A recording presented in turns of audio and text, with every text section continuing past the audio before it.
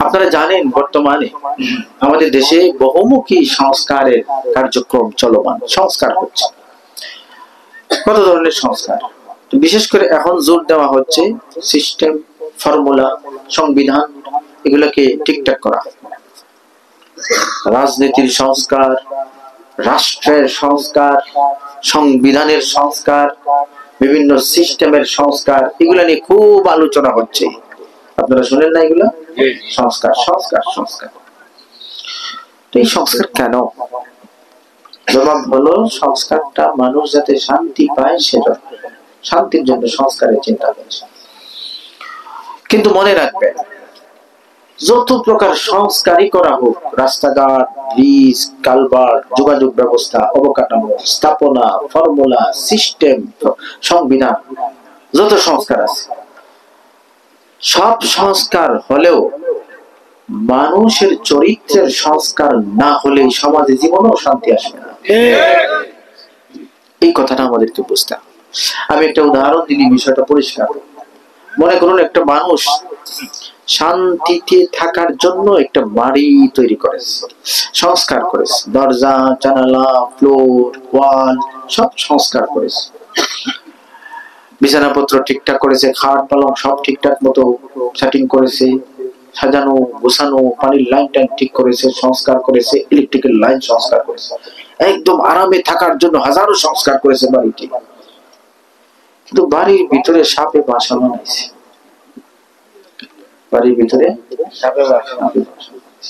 শান্তির জন্য এত কাজ করলো, এত সংস্কার করলো, কিন্তু ভিতরে যে জিনিস আছে, এই জিনিসের কারণে এখানে কেউ থাকলে শান্তি পাওয়া তো দূরের কথা, জান বাঁচানো মুশকিল। ঠিক কিনা?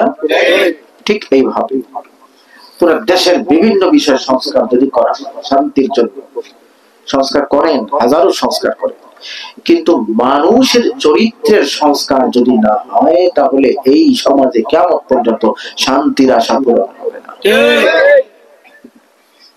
ভাইরা আমার, মানুষের চরিত্র আজকাল এমন একটা পর্যায়ে চলে গেছে, মানুষ অনেক সময় বোঝা যায় দেখতে মানুষ, কিন্তু তার ভিতর সাপের চিন্তা আছে, কাকে কোন সময় সুযোগ পাইলেই সবল দিবে। আসেনি? এমনি তো দেখা যায় খুব ভালো, কিন্তু মনে মনে চিন্তা, চান্স পাইলেই তার ক্ষতিটা করবে। মানুষের মধ্যে এমন মানুষ অনেক আছে যারা দেখতে মানুষ, কিন্তু বাঘের চিন্তা নিয়ে ঘুরতেছে, সুযোগ পাইলেই কার ঘাড় মটকাবে। এইভাবে মানুষের মধ্যে এমন মানুষ অনেক আছে যারা একজন আর একজনকে সহ্য করতে পারে না, নিজের মানুষও সহ্য করতে পারে না, এমন মানুষ আছে। এগুলা তো মানুষের চরিত্র। এই যে কুকুর আছে না, কুকুরকে যদি আপনি পেট ভরে খাওয়ান, পেট ভরে খাওয়ানোর পরে এরপরে আরো কিছু খাবার দেন, আর ওই সময় আরেকটা কুকুর আসে, তার পেট কিন্তু ফুল ভরা, ক্ষুধা নেই, কিন্তু খাবার দিছেন, আর ওই সময় আরেকটা কুকুর আসছে, এই অবস্থায় আরেকটা কুকুরকে সে সহ্য করতে পারবে না। তারা ঠিক না? তো জাতিকে সহ্য করতে পারে না, নিজের হোক পরের হোক, আরেকজনের সহ্য করতে না পারা, এটা কার স্বভাব? এগুলো মানুষের মধ্যে আছে। ভাইরা আমার, মানুষের চরিত্রের মধ্যে এই সমস্ত জিনিস ঢুকে গেছে। চান্স পেলেই কারে সুবল দিবে, চান্স পেলেই কার ঘাড় মটকাবে, অন্য মানুষকে কোনোভাবেই সহ্য করতে পারে না। এগুলো তো আসলে মানুষের চরিত্র না। এই সমস্ত জিনিস যদি ঠিক না হয়, যত প্রকার সংস্কারই হোক না কেন, এই দেশে শান্তি আসতে পারে না। সেজন্যই আমরা আমাদের চরিত্রের সংস্কার করতে হবে, আমাদের চরিত্রের সংশোধন করতে হবে, আমাদের চরিত্রকে ঠিকঠাক করতে হবে। আর এই চরিত্রটা কোন ফর্মুলায় ঠিক করতে হবে, কিভাবে ঠিক করতে হবে, আল্লাহ আমাদের জন্য একটা মডেল দিয়ে দিয়েছেন, আদর্শ দিয়ে দিয়েছেন। আমরা বিশ্বনবী, জিন্দা নবী হযরত মুহাম্মদুর রাসূলুল্লাহ সাল্লাল্লাহু আলাইহি ওয়াসাল্লামের চরিত্র আদর্শ অনুসরণের মাধ্যমেই আমাদের চরিত্রের সংস্কার করতে হবে। ভাইরা আমার, সেজন্যই সূরা আহজাবের 21 নম্বর আয়াতের মধ্যে तमाम দুনিয়ার মানুষকে আল্লাহ রাব্বুল আলামিন বার্তা দিলেন, লাকাদ কানা লাকুম ফি রাসূলিল্লাহি উসওয়াতুন হাসানাতুন লিমান কানা ইয়ারজুল্লাহ ওয়াল ইয়াউমাল আখির ওয়া যাকারাল্লাহা কাসীরা। ভাইরা আমার, রব্বুল আলামিন तमाम দুনিয়ার মানুষের জন্য নবীর জীবনকে উত্তম নমুনা হিসেবে ঘোষণা দিয়েছেন। অর্থাৎ আমরা যদি আমাদের চরিত্রের সংস্কার করতে হয়, ঠিকঠাক করতে হয়, তাহলে দুনিয়ার শ্রেষ্ঠ চরিত্র আদর্শের অধিকারী বিশ্বনবী সাল্লাল্লাহু আলাইহি ওয়াসাল্লামের অনুসরণের মাধ্যমেই চরিত্রের সংস্কার করতে হবে। রাজি আছি না ইনশাআল্লাহ? আমরা একজন আদর্শ মানুষ হতে হলে, চরিত্রবান মানুষ বনতে হলে, সর্বক্ষেত্রে সফল মানুষ বনতে হলে কার আদর্শ গ্রহণ করতে হবে? নবীজির আদর্শ। বিশেষ করে আমার ভাইরা, যুবক ভাইদের উদ্যোগে মাহফিল। আমি যুবক ভাইদেরকে বলি, আমার নবীজি যুবক ছিলেন এক সময়, এটা আমাদের মাথায় রাখতে হবে। নবীজির যৌবন কালে কিভাবে কাটিয়েছেন, যৌবন কালটা কিভাবে কাটিয়েছেন। আমরা যদি আদর্শ যুবক হতে হয়, সফল যুবক হতে হয়, আমরা যদি ইতিহাসের পাতায় আমাদের নাম লেখাতে হয়, যুবকরা নবীজি যৌবনের জিন্দেগির বিভিন্ন বিষয় থেকে আদর্শ গ্রহণ করতে হবে।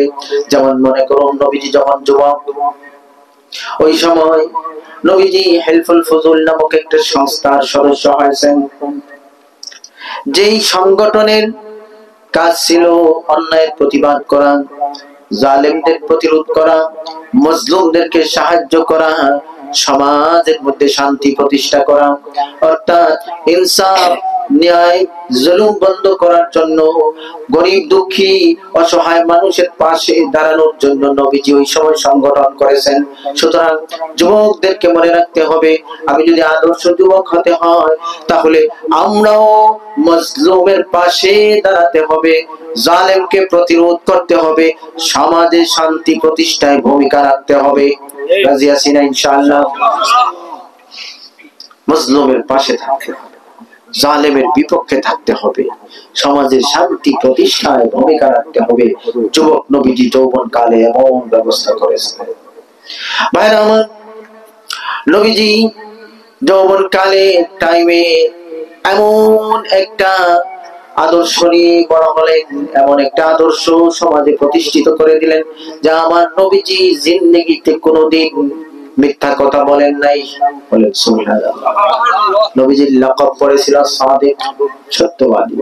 সুতরাং আমরা যদি আদর্শ যুবক হতে হয়, নবীজির জীবন থেকে এই কথাটাও আমরা গ্রহণ করে নেই, যে আমরা জীবনে কোনোদিন মিথ্যা কথা বলবো না। রাজি আছেন ইনশাআল্লাহ? নবীজি সত্যবাদী, তার প্রতীক ছিলেন। তোমার দুশমনরাও নবীজিকে লাকাব দিয়েছিল সাদিক, সত্যবাদী। আজকালের যুবকেরা কত পার্সেন্ট যে সত্য বলে, কত পার্সেন্ট মিথ্যা বলে, এটা নিজেরাই জানে। হ্যাঁ, ফোন দিলে হ্যাঁ বলে, কোথায় আছো? এই তো আসি এখন চাইনিজ রেস্টুরেন্ট। আসলে আছে টয়লেটে, আছে কত মিথ্যা কথা। বাড়ি থেকে ফোন যদি দেওয়া হয়, তোকে বাজারে পাঠাইলাম, গেছিস কোথায়? এই তো বাজারে রাস্তায় আছি, আসলে ফ্রেন্ডের সাথে খেলাধুলা করতেছি। আসেনি এখন মার সাথে, বাবার সাথে, ভাইয়ের সাথে মিথ্যা কথা বলতেছি, নিজের খাতিরের মানুষের সাথে মিথ্যা কথা বলতেছি। আদর্শ যুবক কোনোদিন মিথ্যাবাদী আদর্শ যুবক বলতে পারবে না। আদর্শ যুবক হতে হলে আজকে নিয়ত করতে হবে, আমার মিথ্যার সাথে আর কোনো সম্পর্ক থাকবে না। ভাইরা আমার, নবীজির লাকাব ছিল আল আমিন। নবীজি বিশ্বস্ত ছিলেন, আমানতদার ছিলেন। নবীজি কারোর সাথে কোনোদিন প্রতারণা করেন নাই, নবীজি আমানতের খেয়ানত করেন নাই। ও ভাই আমার, যারা নবীজির সাথে দুশমনি করত, তারাও নবীজিকে আমানতদার মানত। বিশ্বস্ত ছিলেন, আমানতদার ছিলেন। মানুষ নবীর সাথে দুশমনি করলো, তাদের জিনিসপত্র নবীর কাছে জমা রাখতো। সুবহানাল্লাহ।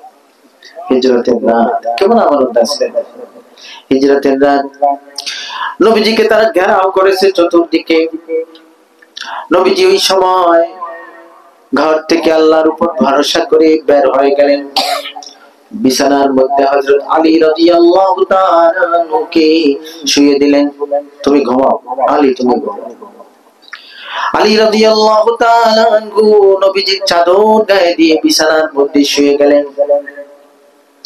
তো নিজের বিছানায় আলী রাদিয়াল্লাহু তাআলা আনহুকে নবীজি কেন শোয়ালেন? এই যে চলে গেছেন হিজরত করে, আলী রাদিয়াল্লাহু তাআলা আনহুকে বিছানায় কেন শোয়া গেলেন? ঘরে, নিজের ঘরে কেন রেখে গেলেন? চতুর্দিকে শত্রু বেষ্টনী।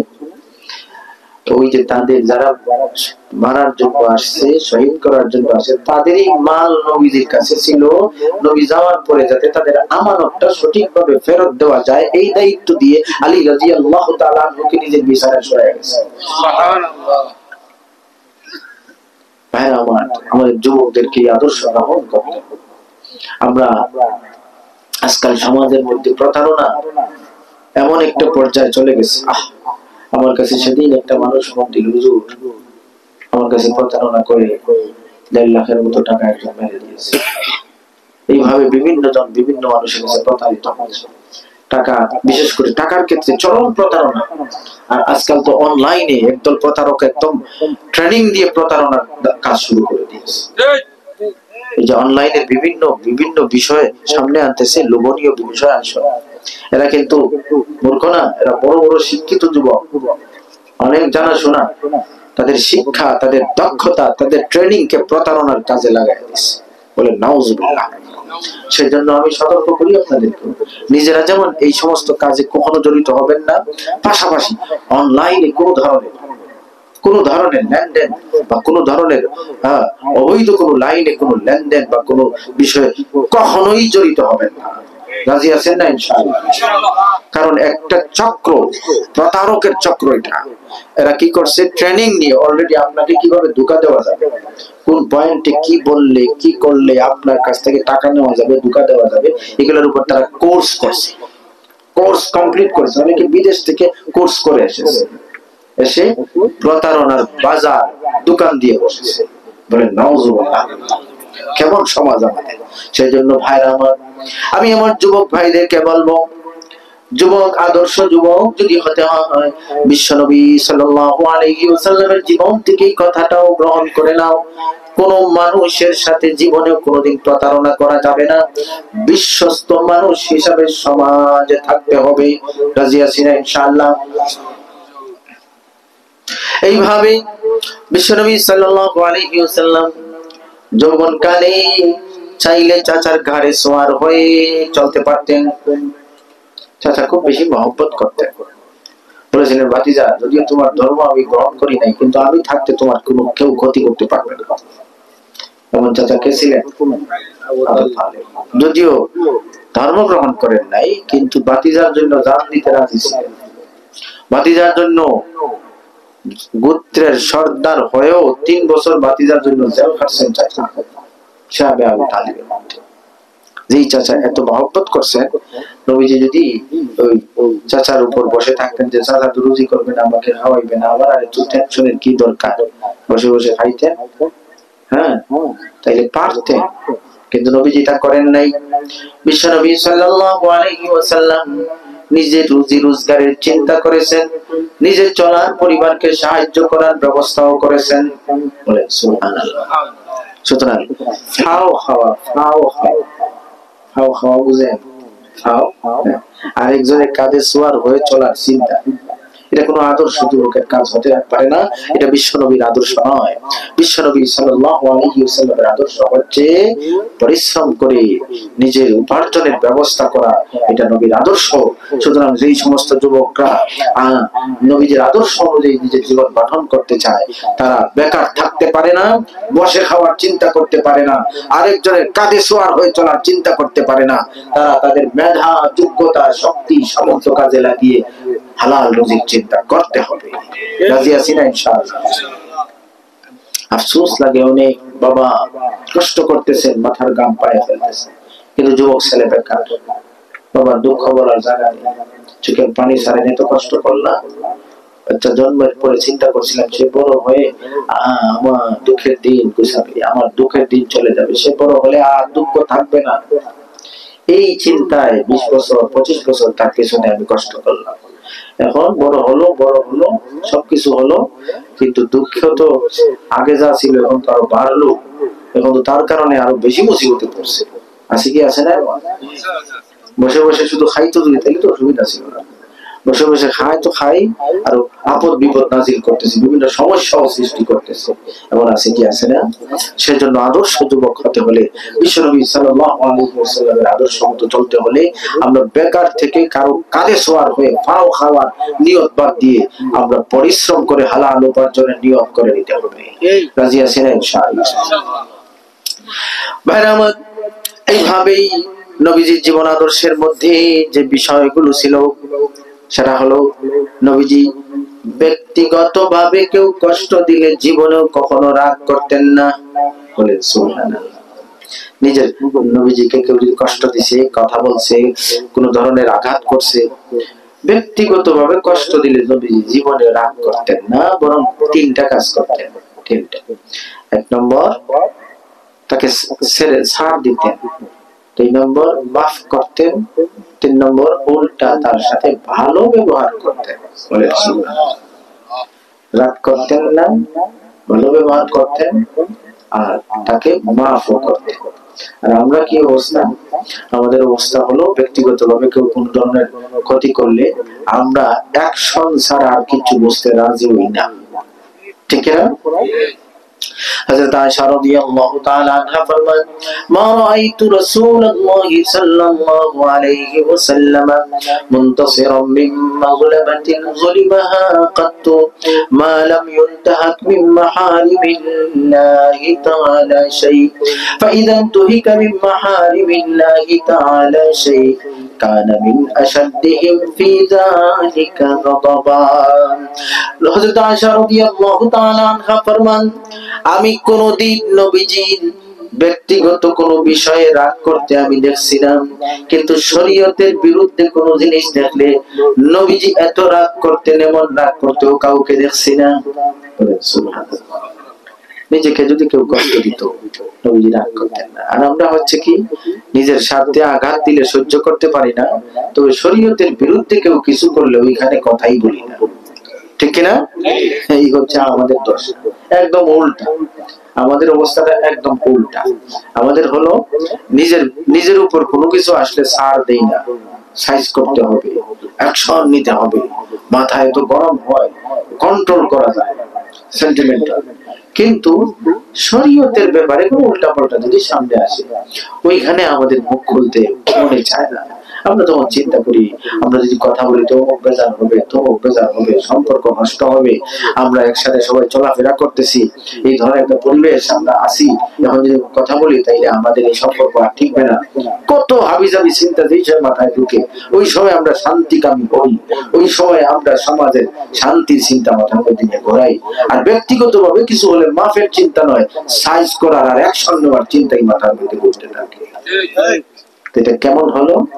একদম নবীজি চরিত্রের উল্টা হয়, ঠিক না?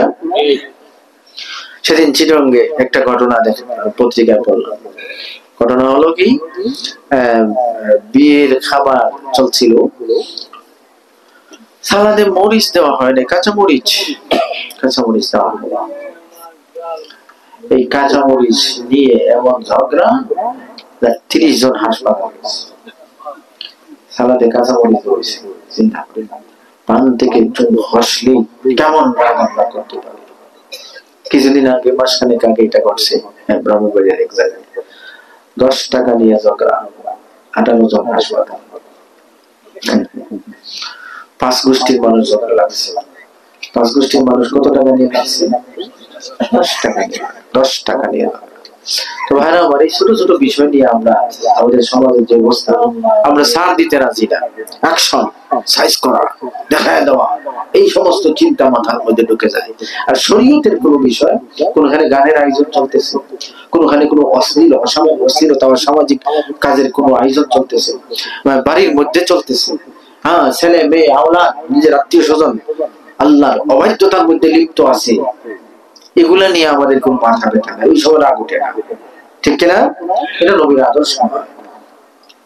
ভাইরা আমার, নবীজি সব সময় ধৈর্য সহ্যের সাথে চলতেন, মানুষকে ক্ষমা করতেন, তার সাথে ভালো ব্যবহার করতেন।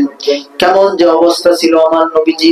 হযরত আনাস রাদিয়াল্লাহু তাআলা আনহু ফরমান, কুনতু আমশি মা রাসূলিল্লাহি সাল্লাল্লাহু আলাইহি ওয়াসাল্লাম ওয়া আলাইহি বুরদুন নাজরানিয়ুন গলিযুল হাশিয়া। আনাস রাদিয়াল্লাহু তাআলা আনহু ফরমান, আমি নবীজির সাথে হাঁটতেছি, নবীজির শরীর মুবারকের মধ্যে একটা চাদর, পার একটু মোটা, নাজরানি একটা চাদর। ফাজাবাজাহু ফাআদরাকাহু আরাবিয়ুন, একজন গ্রাম্য লোক নবীজিকে পেল। ফাজাবাজাহু বিরিদাহি জাবজাতান শাদীদা, হঠাৎ নবীজির চাদর ধরে টান মারলো লোকটা। ورجع نبي الله صلى الله عليه وسلم على نحر الأعرابي, এত জোরে টান মারছে নবীজি তার উপরে গিয়ে পড়ে গেছেন। চাদর ধরে মারছে টান, চাদরটা ছিল একটু মোটা পাড়ের কাজ করা, নবীজির শরীর মুবারক ছিল। আনাস রাদিয়াল্লাহু তাআলা বলেন, আমি ওর সাথে হাঁটতেছি, হঠাৎ একটা লোকে চাদর ধরে এত জোরে টান মারছে যে নবীজি তার উপরে গিয়ে পড়ে গেছে। চিন্তা করেন কত জোরে টান মারছে। ভাইরা আমার, হযরত আনাস রাদিয়াল্লাহু তাআলা আনহু ফরমান, ফানাযারতু ইলা সাফহাতি আতিকি রাসূলিল্লাহি সাল্লাল্লাহু আলাইহি ওয়াসাল্লাম قد اثرت بها حاشيه البرد من شده جبلته, আমি লক্ষ্য করে দেখলাম নবীজির গলা মুবারকের মধ্যে ওই চাদরের ডোরার দাগ পড়ে গেছে। চিন্তা করতেছেন কত জোরে টান মারছে। তো টানটা মারলো কেন? আনাস রাদিয়াল্লাহু তাআলা আনহু ফরমান, টান মারার পরে সে বলল, فقال يا محمد مر لي من مال الله الذي عندك, নবীজিকে বলল, আপনি আমাকে সাহায্য করুন, আল্লাহ আপনারে যে মাল সম্পদ দিয়েছে এগুলা থেকে আমাকে সাহায্য করে। ভাইরা আমার, দেখেন চাদরে মারছে টান, মারার পরে দুই কাজ হয়েছে, একটা নবীজি তার উপরে তার সিনার মধ্যে গিয়ে পড়ে গেছে, আর দুই নম্বর গলা মুবারকে ডোরার দাগ পড়ছে। টানটা মারলো কেন? সাহায্যের জন্য। কেন মারছে? কথা বুঝতেছেন? সাহায্যের জন্য টান মারছে। আজকাল দেখেন, চিন্তা করি, সাহায্যের জন্য টান মারা লাগবে না, কাপড়ে ধরলে কি অবস্থা। কেউ যদি সাহায্য চাওয়ার জন্য সে কাপড়ে ধরে শুধু, এরপরে দেখবেন সাহায্য পাওয়া তো পরের কথা, যেটা যে ধরছে তার পরিস্থিতি কি হয় আপনারা লক্ষ্য করে দেখবেন। ভালো মানুষের মেজাজ ঠিক থাকবে, ঠিক না? এই ধরনের অবস্থা, কিন্তু নবীজিকে টান মারলো, নবীজি পড়ে গেলেন তার উপরে, চাদরের ডোরার দাগ নবীজির গলা মুবারকের মধ্যে পড়ে গেল। হযরত আনাস রাদিয়াল্লাহু তাআলা আনহু ফরমান, ফালতাফাতা ইলাইহি রাসূলুল্লাহ সাল্লাল্লাহু আলাইহি ওয়াসাল্লাম সুম্মা দাহিকা, নবীজি তার দিকে ফিরলেন, এরপরে মুচকি হাসলেন, এরপরে তাকে সাহায্য করার আদেশ করলেন। সুবহানাল্লাহ। চিন্তা করে তো ভাইরা আমার, আমরা যদি নবীর আদর্শ মতো নিজের চরিত্রের সংস্কার করতে হয়, তাইলে আমরা এই ধরনের সিস্টেমে নিজের চরিত্রকে গঠন করতে হবে। আমাদের উপর ব্যক্তিগতভাবে যদি কেউ কোনো ধরনের কোনো উল্টাপাল্টা কিছু করে, তাহলে নবীজির আদর্শ গ্রহণের স্বার্থে আমরা যতটুকু পারি ক্ষমা করার চেষ্টা করব, ক্ষমা করার চেষ্টা করব, ছাড় দেওয়ার চেষ্টা করব, ভালো ব্যবহারের চেষ্টা করব, তবে শরীয়তের ব্যাপারে কোনো আপোষ করব না। রাজি আছি না ইনশাআল্লাহ? এই যে ওয়াজগুলা, এই ওয়াজগুলা আমাদের আকাবির বুজুর্গানে দিন আগে হামেশা করছে। আগের মুরব্বিয়ানে কেরাম যারা আছে, যারা সোনার মানুষদেরকে দেখেছে, আমাদের যারা বুজুর্গান, বিশেষ করে আব্বাজান রাহমাতুল্লাহ আলাইহি, সারা জীবন এই ওয়াজগুলি করতেন। অধিকাংশ সময় কি ওয়াজ? কেউ যদি তোমার সাথে খারাপ ব্যবহার করে, বদলা নিও না, তারে মাফ করো, তারে মাফ করো। আব্বা তো এতটুকু বলতেন, কেউ গালি দিলে পারলে তারে মিষ্টি খাওয়াও। আব্বা এই ওয়াজ করতেন, প্রায় সময় এই ওয়াজগুলো করতেন। তো কেউ যদি তোমার গালি দেয়, তাহলে তারে সুযোগ পেলে মিষ্টি খাওয়াও, আর বলবা, ভাই তোমার মুখটাকে আমি মিষ্টি করতে চাই, তুমি আমার পক্ষ থেকে একটু মিষ্টি খাও। এইভাবে তাকে পারলে মিষ্টি খাও। আব্বাজান রহমতুল্লাহ আলাইহি বলতেন, কেউ যদি তোমার উপরে হাত উঠায়, পারলে তুমি তার হাতটা টিপে দিও। বলেন সুবহানাল্লাহ। আব্বাজান রহমতুল্লাহ আলাইহি এই অঞ্চলে অনেকবার এসেছেন, ওনার অনেক মুরিদ এই এলাকার মধ্যে অঞ্চলে ছিলেন। আপনাদের বানিয়াচঙ্গের হাওরে অনেক হাঁটছেন, নৌকাতে অনেক রাত কাটিয়েছেন। যারা আগের মানুষ তারা বয়ান শুনেছেন। আব্বা রহমতুল্লাহ আলাইহি এই সমস্ত ওয়াজে খুব বেশি জোর দিতেন যে মানুষের কেউ খারাপ ব্যবহার করলে সাবধান, দুর্ব্যবহার করবে না, যত পারো মাফ করো, তার সাথে ভালো ব্যবহার করো।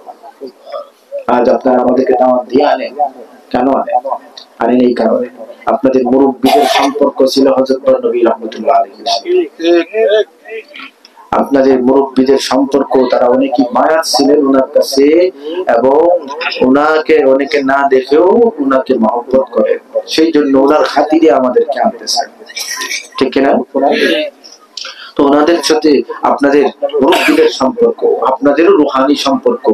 সুতরাং এই সম্পর্ক আর মহব্বত যথেষ্ট নয়, তারা যে আদর্শের কথা প্রচার করে গেছেন সেটাও আমরা গ্রহণের দরকার আছে। কি আছে না? আমরা তাদেরকে মহব্বত করলাম, তাদের আকর্ষণে তাদের আত্মীয় স্বজন, তাদের উত্তরসূরি, ওনাদেরকেও মহব্বত করলাম, সব ঠিক আছে, কিন্তু তারা যে ওয়াজ করলেন সেটা শোনার পরেও মানতে রাজি হলাম, তাইলে কিন্তু হবে না। এই এলাকা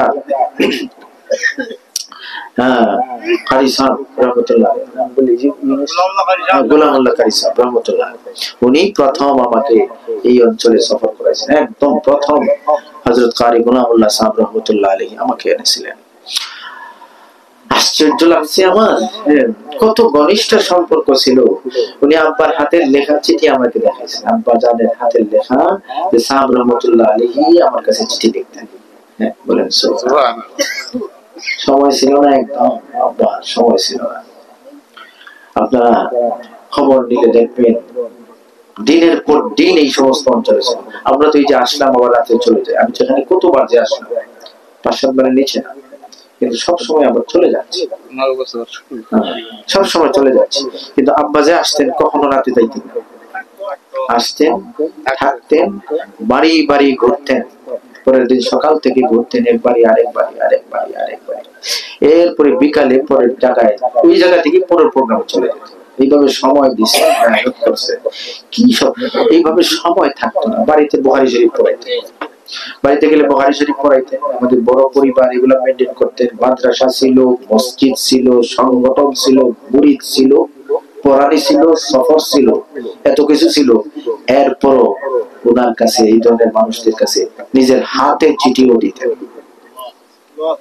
তো ভাইরা আমার, তো এটা বোঝার কথা, বলার উদ্দেশ্য হচ্ছে আপনারা বা আপনাদের মুরব্বীরাই যে মহব্বত করেছেন বিষয়টা নয়, ওনারাও আপনাদেরকে মহব্বত করতেন, ঠিক কিনা? কারণ আমরা তো অনেক সময় শুধু একটা ভাবেই শুনে থাকি, আমরা ওনাকে খুব মহব্বত করতাম। বা অনেকে বলে থাকেন আমাদের আব্বা মুরিদ ছিলেন, দাদা মুরিদ ছিলেন, ওনারা ওনার জন্য খুব আশেক ছিলেন, ফিদা ছিলেন। সাহেব রহমতুল্লাহ আলাইহির নাম শুনলে চোখের পানি ছাড়তেন। এই সমস্ত কথা আমরা অনেকেই শুনতে পারি। তবে মনে রাখবেন, এর অপোজিটটাও মনে রাখবেন, ওনারাও আপনাদেরকে খুব বেশি মহব্বত করেছেন। আপনাদের মুরব্বীদের সাথে ওনাদেরও দিলের সম্পর্ক ছিল। এই সম্পর্কের দাবি মেটাতে হবে, ঋণ।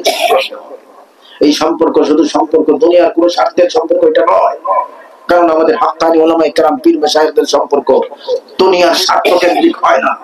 দুনিয়ার স্বার্থ কেন্দ্রিক কোন সম্পর্ক যদি কোথাও হয়ে যায়, মনে রাখবেন এখানে এই জিনিসটাই প্রমাণ হাক্কানি নয়। ঠিক। যারা আপনার পকেটের দিকে নজর দেয়, যারা আপনার গোলার দিকে নজর দেয়, যারা আপনার ক্ষেতের দিকে নজর দেয়, যারা আপনার বিজনেসের খবর নিয়ে ওই দিকে নজর দেয়, এই সমস্ত চিন্তাধারা নিয়ে কেউ যদি সম্পর্ক লাগায়, মনে রাখবেন ভণ্ড ছাড়া কিছু হতে পারে। হক্কানি উলামায়ে কেরামের সম্পর্কের ভিত্তি হচ্ছে দ্বীন, দ্বীনি চিন্তাধারা, আখিরাতের চিন্তাধারা, দুনিয়ার স্বার্থের চিন্তা নয়। সেই জন্য আব্বাজান রহমতুল্লাহ আলাইহি যে সমস্ত বুজুর্গানে দ্বীন এই সমস্ত অঞ্চলে আপনাদেরকে এত ঘনিষ্ঠভাবে আপনাদের সাথে ছিলেন, সম্পর্ক ছিল, এই সম্পর্ক দুনিয়ার নয়, এটা আখিরাতের স্বার্থে ছিল, দ্বীনের স্বার্থে ছিল। এই সম্পর্কের ঋণ শোধ করতে হবে। এই সম্পর্কের ঋণ শোধ করার ব্যবস্থা কি? ব্যবস্থা হচ্ছে তারা যে কথা বলে গেছেন, যে আদর্শ দিয়ে গেছেন, সেই আদর্শ মতো আমরা গড়ে উঠতে হবে। এটাই বিশ্বনবী সাল্লাল্লাহু আলাইহি ওয়াসাল্লামের চরিত্র। তো যাই হোক ভাইরা আমার, অনেক রাত অনেক, আমার কথা আর দীর্ঘায়িত করতে চাই না, বললে সারা রাতই আলোচনা করে। আমি যে প্রসঙ্গে আলোচনার জন্য বসেছি, আমি চাই যে সারা রাতই কথা বলতে পারবো, কিন্তু আমি এটা মুনাসিব মনে করি না, রাত অনেক হয়ে গেছে। আমি যদি এটাই বলতে চাই, সব দিকে সংস্কার হচ্ছে, কিন্তু মানুষের চরিত্রের সংস্কার না হওয়া পর্যন্ত শান্তি আসে। আর এই চরিত্রের সংস্কার করতে হলে আমরা কিভাবে করতে হবে, বিশ্বনবী হযরত মুহাম্মদুর রাসূলুল্লাহ সাল্লাল্লাহু আলাইহি ওয়াসাল্লামের আদর্শ মতো যদি আমরা জীবন গঠন করতে পারি, তাইলেই আমাদের চরিত্র সংস্কার হবে, আমরা আদর্শ মানুষ বনবো, শান্তির মানুষ বনবো। পেটে ভাত না থাকলেও দিলে শান্তি থাকবে, সমাজের মধ্যে শান্তি থাকবে, সফল মানুষ হতে পারবো। শান্তি শুধু দুনিয়াতেই নয়, আল্লাহ চির শান্তির স্থান জান্নাতে আখিরাতে পৌঁছায়। সেই জন্য আমরা আমাদের চরিত্র সংস্কার করতে রাজি আছি না ইনশাআল্লাহ। আর এই জন্যই আমরা নবীজির আদর্শ অনুযায়ী জীবন গঠন করব। আল্লাহ আমাদেরকে তৌফিক দান করুন। আমিন ওয়া আখিরু দাওয়ানা আলহামদুলিল্লাহি রাব্বিল আলামিন।